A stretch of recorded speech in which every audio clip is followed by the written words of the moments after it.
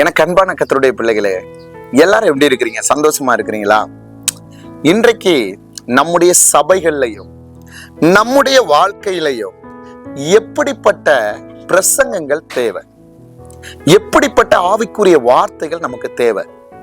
ஏன்னா நீங்க ஒவ்வொரு நாளும் இதன் மூலமாய் அநேக பிள்ளைகள் தெய்வ வசனத்தை நீங்க கற்றுக்கொள்றீங்க. கற்றுக்கொள்றது மாத்திரமல்லாம அதை தொடர்ந்து தியானிக்கிறீங்க.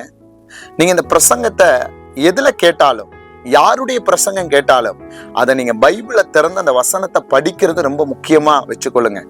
அப்பதான் அந்த வார்த்தை நம்மளை உருவாக்குறது. இது காலம், கடைசி காலம். நம்ம என்ன செஞ்சிடக்கூடாது? வழி தப்பி போயிடக்கூடாது, நம்ம வழி விலகி போயிடக்கூடாது.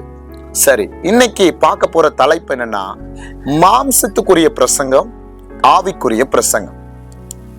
இன்னைக்கு நீங்க போற சபைகள்ல, உங்களுடைய வாழ்க்கையில நீங்க எப்படிப்பட்ட பிரசங்கத்தை ஜனங்களுக்கு கொடுக்கிறவங்களா இருக்கிறீங்க, அத எப்படி நீங்க கை கொள்றவர்களா இருக்கிறீங்க? ஒருவேளை கர்த்தர் ஒரு மனுஷனோட பேசுறத நம்ம எப்படி பார்க்கிறது, ஒரு ஆவிக்குரிய பிரசங்கத்தை எப்படி நம்ம அனலைஸ் பண்றது, அதுக்கான அடையாளங்கள் என்ன? அதைத்தான் இன்னைக்கு நான் வசனத்தை உங்களுக்கு என்ன செய்ய போறேன், ஆவியானவர் எனக்கு கற்றுக் கொடுத்ததை நான் உங்களுக்கு சொல்லிக் கொடுக்க விரும்புறேன். நீங்க அந்த வார்த்தைகளை பார்க்கறது மாத்திரம் இல்லாம கடையும் புரியுங்க. தவறான பிரசங்கங்களை நீங்க இதுவரைக்கும் கேட்டிருந்தா அதை விட்டு விலகி ஆவிக்குரிய பிரசங்கத்தை கேட்க நீங்க நாடுங்க. இந்த காரியத்தை நீங்க கடைபிடிச்சாலே போதும். இன்னைக்கு யூடியூப்பா இருக்கலாம், இன்ஸ்டாகிராமா இருக்கலாம், பேஸ்புக்கா இருக்கலாம், நீங்க அநேக பிரசங்கங்களை கேட்டா உடனே இது மாம்சமா ஆவிக்குரியதானா நீங்க வெரிஃபை பண்ணி கொள்ளலாம். சரிங்களா? சரி, முதல்ல நம்ம பார்க்க போறது மாம்சத்துக்குரிய பிரசங்கங்கள். ஒரு சபையில, ஒரு தேவ பிள்ளையினுடைய வாழ்க்கையில மாம்சம் இப்படி வெளிப்படுது, மாம்சத்துக்குரிய பிரசங்கங்களை நான் எப்படி கண்டுபிடிக்கிறது? அந்த பிரசங்கிக்கும் பொழுது அதுக்கான அடையாளங்கள் என்ன? அவங்க விழுந்து போறதுக்கான, அது போல விழுந்து போனதுக்கான காரணம் என்ன? இன்னைக்கு சபையில ஏன் வளர்ச்சி இல்லை, என்னுடைய வாழ்க்கையில ஏன் மாற்றம் இல்லை, அதைத்தான் நம்ம இன்னைக்கு பார்க்க போறோம். நல்லா கவனிங்க. பவுல் தீமோத்தேயுக்கு சொல்லி கொடுக்கிறார், காலம், கடைசி காலம் வரும் பொழுது, அந்த நாட்கள்லையும் சரி இனி வர்ற நாட்கள்லையும் உன்னுடைய பிரசங்கத்துல எப்படிப்பட்ட காரியங்கள் இருக்கக்கூடாது, எதை தேவன் விரும்புறார் என்று பாருங்க. பவுல் தீமோத்தேயுக்கு எழுதி கொடுத்திருக்கிறார்.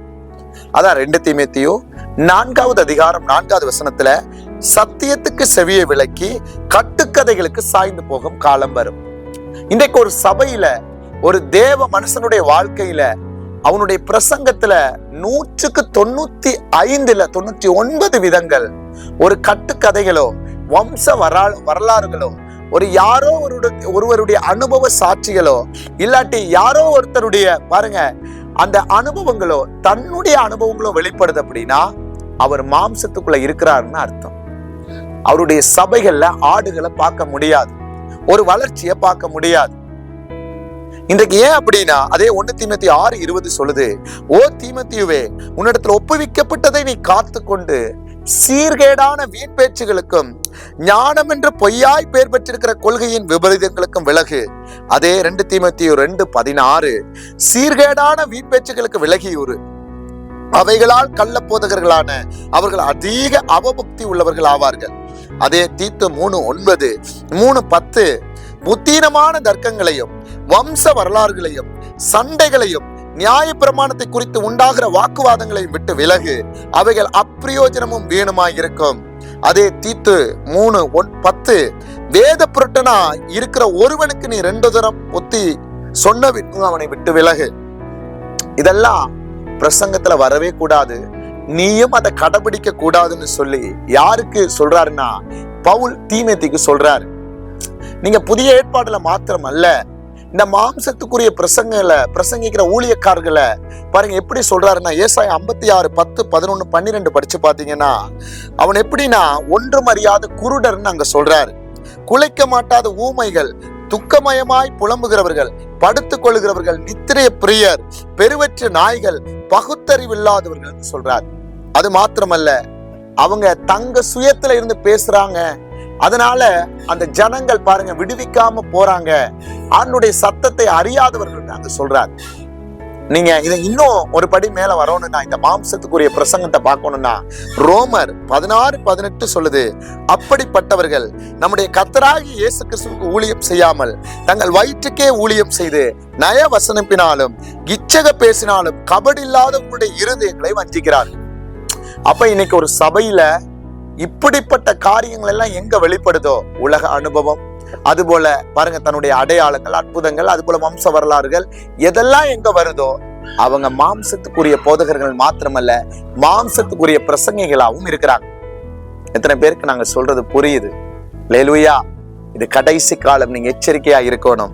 சரி பாஸ்டர், இப்ப நீங்க மாம்சத்துக்குரியதை சொல்லிட்டீங்க, ஆவிக்குரிய பிரசங்கம் எப்படி இருக்கணும்னா, நீங்க இயேசு கிறிஸ்துவிட்ட இருந்து நீங்க வந்தீங்க அப்படின்னா, மத்தேயு 15:32 பாக்குறீங்க, பின்பு இயேசு தம்முடைய சீசர்களை அழைத்து, ஜனங்களுக்காக பரிதபிக்கிறேன், இவர்கள் என்னிடத்தில் 3 நாள் தங்கியிருந்து.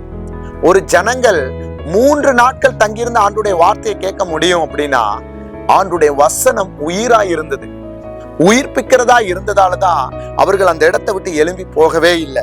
அதே அப்போஸ்தலர் 4:13 பேதுருவும் யோவானும் பேசுகிற தைரியத்தை அவர்கள் கண்டு, அவர்கள் படிப்பு அறிவில்லாதவர்கள் என்றும் பேதமை உள்ளவர்கள் என்றும் அறிந்தபடினால் ஆச்சரியப்பட்டு அவர்கள் இயேசுவுடனே கூட இருந்தவர்கள் என்று அறிந்து கொண்டார்கள்.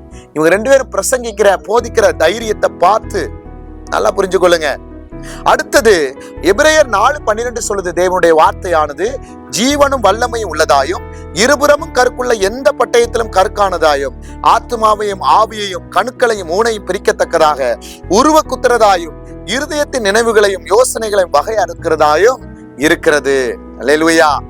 பாருங்க, அதே அப்போஸ்தலர் 2:37 பிரசங்கிக்கும் பொழுது, இதை அவர்கள் கேட்ட பொழுது இருதயத்தில் குத்தப்பட்டவர்களாகி பேதுருவை மற்ற அப்போஸ்தலரையும் பார்த்து, சகோதரரே நாங்கள் என்ன செய்ய வேண்டும் என்றார்கள். இதெல்லாம் நான் பிரசங்கிக்கிறேன். நம்முடைய முற்பிதாக்கள் பிரசங்கிக்கும் பொழுது, இயேசு பிரசங்கிக்கும் பொழுது ஆவிக்குரிய பாருங்க அந்த பிரசங்கத்துல நடக்கிறத உங்களுக்கு நான் என்ன செய்துட்டு இருக்கிறேன், சொல்லிட்டு இருக்கிறேன். அதே போல 2:38 அப்போஸ்தலர்ல கூட நீங்க பார்க்கலாம், ஒரு பிரசங்கத்தினால வந்த மாற்றத்தை அங்க நம்ம பார்க்க முடியுது. அதே மத்தேயு 3:2 மனம் திரும்புங்கள், பரலோக ராஜ்யம் சமீபத்திருக்கிறது என்று பிரசங்கம் பண்ணினார்கள். அதே மத்தேயு 3:8 யோவான் சாணன் சொல்றார் பாருங்க, மனம் திரும்புதலுக்கு ஏற்ற கனிகளை கொடுங்கள். மத்தேயு 4:17 இயேசு இது முதல் மனம் திரும்புங்கள், பரலோக ராஜ்யம் அப்ப சமீபத்திற்குன்னு பிரசங்கிக்கிறாரு. ஒரு ஆவிக்குரிய பிரசங்கத்துல பாவத்தை குறிச்சு, நீதியை குறிச்சு, வரப்போற பாருங்க தேவனுடைய ராஜ்யத்தை குறிச்சு எல்லாமே அதுக்குள்ள இருக்கும், கடிந்து கொள்ளுதல் இருக்கும். ஆனா மாம்சத்துக்குரிய பிரசங்கத்துல என்ன இருக்காது அப்படின்னா, பாருங்க இந்த காரியங்களை ஒன்றும் இருக்காது. ஜனங்களை பிரியப்படுத்தி, ஜனங்களை வசப்படுத்தி, அவர்களுடைய உலகத்துக்குரிய ஆசீர்வாதங்களை குறித்து அதுபோல தங்களுடைய மேன்மைகளை குறித்து, வம்ச வரலாறுகளை குறித்து பிரசங்கிக்கப்படுதுன்னா அது உங்க ஆத்மாவை உயிர்ப்பிக்காது, ஆவியை உயிர்ப்பிக்காது. ஒருவேளை உங்களை அது எப்படி இருக்கலாம், ஒருவேளை இந்த உலகத்துல உங்களை மேன்மைப்படுத்துறதா இருக்கலாம், ஆனால் ஆவிக்குரிய வாழ்க்கையில எந்த பலனையும் அந்த பிரசங்கம் கொண்டு வராது. இன்றைக்கு நீங்க அப்படிப்பட்ட பிரசங்கத்தை கேட்கிறவர்களா இருந்தால், அப்படிப்பட்ட மாம்சத்துக்குரிய சபையில கட்டப்பட்டிருந்தால், நீங்க தயவு செய்து கட்ட அவிழ்க்கப்பட்டு ஆவியானவரோடு நடக்க நீங்க பிரயாசப்படுங்க. உங்க சபையில கர்த்தர் சொல்றதை தைரியமா பிரசங்கிங்க. ஏன்னா நாம ஜனங்களை பிரியப்படுத்த வந்தவர்கள் அல்ல, என் கர்த்தரை மாத்திரமல்ல, என் இயேசு கிறிஸ்துவை பாருங்க பிரியப்படுத்த வந்தவர்கள். எத்தனை பேருக்கு நான் சொல்றது புரியுது? இதனாலதான் வருடங்கள் ஓடியும் அனுபவங்கள் இருந்தும் இன்றைக்கு சபைகள்ல என்ன இல்ல, ஆத்துமாக்கள் இல்ல. ஏன்னா இந்த அனுபவமும் வருடமும் நமக்கு இருக்கே ஒழிய ஆவியானுடைய நடத்துதல் நம்மளை விட்டு எப்பயோ போயிருச்சு. இதனாலதான் நம்முடைய முற்பிதாக்கள் இயேசுவோடு இருந்து பிரசங்கித்ததால அநேக அடையாளங்களை, அநேக அற்புத அடையாளங்களை, அநேக சாட்சிகளை ஜனங்களுக்கு முன்னாடி என்ன செஞ்சாங்க, சொன்னாங்க மாத்திரமல்ல செய்தும் காமிச்சாங்க. ஜனங்களும் இயேசு கிறிஸ்துவ மேல விசுவாசமா இருந்தாங்க. இன்னைக்கு அநேக பட்டணங்கள்ல அநேக சபைகள் இருக்கு, விதவிதமா ஒவ்வொரு பாருங்க டிமானினேஷன் இருக்கு. அப்படின்னா ஒவ்வொன்னா புதுசு புதுசா எழும்புறோம். ஆனா நம்முடைய வாழ்க்கையில ஆவிக்குரியதுல பிரசங்கிக்கிறோமா, மாம்சத்துக்குரிய பிரசங்கிக்கிறோமான்ற வெளிச்சம் நமக்குள்ள இல்லாததால ஜனங்கள் மந்த நிலைமையில இருக்கிறாங்க. அதனால இன்றைக்கு நீங்க உங்க பிரசங்கத்துல வீண் பேச்சான கட்டுக்கதைகள், வம்ச வரலாறுகள், அது போல உலகத்துக்குரிய காரியத்தை எடுத்து வசனத்தை நீங்க பிரசங்கிக்க ஆரம்பிச்சா ஜனங்கள் நிரம்புவாங்க. அதுபோல சபையில வசன விருத்தியாகும். அதுபோல ஆவிக்குரிய வாழ்க்கையிலையும் சரி, இன்னைக்கு இந்தியா தேசத்திலையும் நீங்க இருக்கிற பட்டணத்திலையும் எழுப்புதல் பற்றி எரியும். அதனால நீங்க ஆவிக்குரிய பிள்ளைகளா மாறுங்க. அதுபோல உங்க சபையை ஆவியானவர் நடத்த நீங்க விட்டு கொடுங்க. அதுபோல தேவனோட நடக்க பிரயாசப்படுங்க. கர்த்தர் உங்களை கொண்டு பெரிய காரியத்தை செய்வார். God bless you.